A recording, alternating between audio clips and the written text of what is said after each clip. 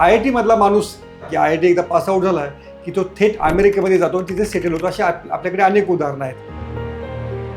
तुम IIT में जाओगे तो तुमको करोड़ का पैकेज मिलेगा. या IIT नंतर या सगळ्या कोचिंगमध्ये यावं, विद्यार्थ्यांसाठी क्लास सुरू करावेत असं का वाटलं? की पुण्यात IITचं कोचिंग नाही आहे, पुण्यातून मुलं IITत जात नाही आहेत. लिटरली 2001 मध्ये पुण्यातून फक्त 2च विद्यार्थी IITत गेले होते. बरं. फक्त 2. आणि एकदा तुम्ही शिकवायला लागलात मुलांना, मुलंही तुम्हाला खूप गोष्टी शेअर करतात आणि शिकवतात. बरं. म्हणजे teaching actually is a way of learning. कधी कधी हा प्रश्न 4-5 मेथड्सने आम्ही सॉल्व्ह करतोय. कुठला तरी स्मार्ट विद्यार्थी म्हणून 6वा मेथड सांगतो.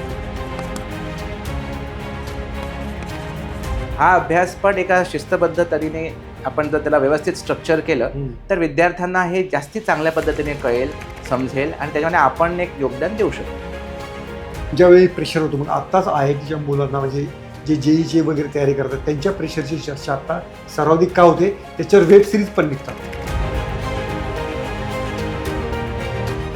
कसं झालं, over A period of time त्याच्यामध्ये IITला जरा ओव्हर हाईप केलं गेलं. बरं. पण आजच्या तारखेला नुसतं IIT तसं नाही.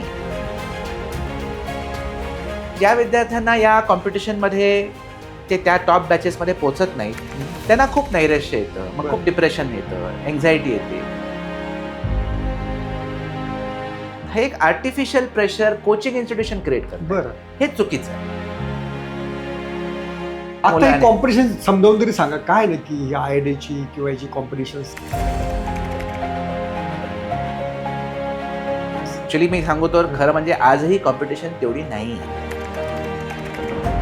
तुम्ही जर एका ज्युनियर KGच्या विद्यार्थ्याला बोलवलं तर त्याला 200 पैकी CET मध्ये 50 मार्क आजही मिळतात. काय सांगता?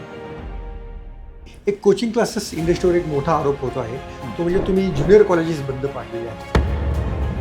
पण असं काही खरंच आहे का की क्लासेसचे टीचर आणि शाळांमध्ये शिक्षक किंवा दोन्हीकडच्या शिक्षणामध्ये फरक असतो? माझ्या मुलाला जर मला IITला पाठवायचं असेल तर त्याच्या आधी मी त्याला कोट्याला पाठवायलाच हवं का? पूर्ण सगळं समजून सोल्युशन काढता येऊ शकतं. आणि त्याच्यासाठी मला एक सोल्युशन जे सुचलेले आहे आणि आम्ही जे नेहमी सांगतो ते हेच आहे की पण त्याच्याकडे तुमच्याकडे येण्याचा कोचिंग क्लासेसकडे येण्याचा ओढा कमी होऊ शकतो विद्यार्थ्यांचा. मला नाही असं वाटतं. बरं, इतका कॉन्फिडन्स कशामुळे तुम्हाला?